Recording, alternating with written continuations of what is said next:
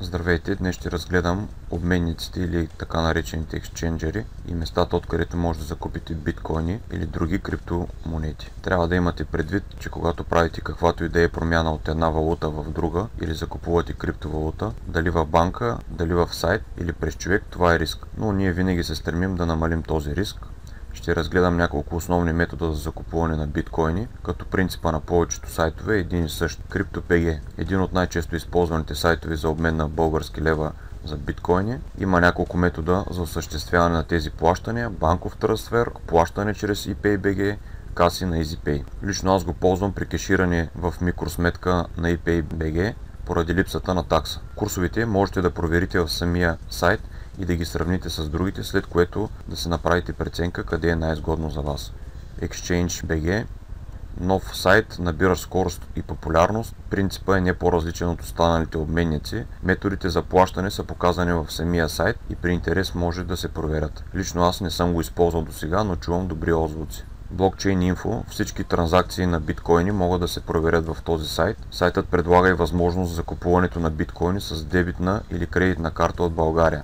Таксата е 3% от стойността на транзакцията. Без верификация има ограничение от $300 на седмица. Курса на биткоина е сравнително добър и за малки транзакции се заслужава. Best Bitcoin Exchange, сайт, в който можете да видите топ 40 сайта, от които можете да закупите биткоини и криптовалути, методите на разплащане, ниво на доверие и оценка на ползвателите. Не всички сайтове, които са посочени, позволяват транзакции от България. LocalBitcoins.com, сайт, в който може да видите най-близките до вас предлагани от хора оферти за покупка или продажба на биткоини. Показани са методи за покупка и продажба, както и техните стойности в различни валути. Купуването от такива сайтове е доста рисковано поради непознаването на отсрещната страна и нейните цели. Един от бързите, лесни и ефективни методи се остава продажбата между потребители поради липсата на такси и разлики от курса. Биткоина няма централен курс и се определя от търсенето и предлагането между двете страни.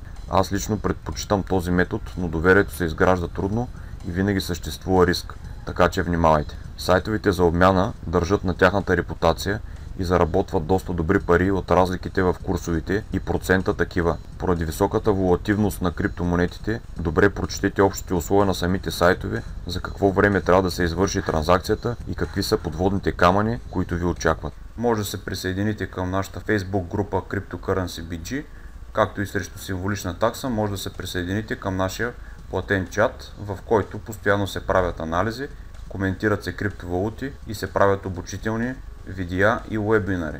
Под видеото ще оставя контакти за връзка с мен. Всеки носи отговорност за действията и бездействията си.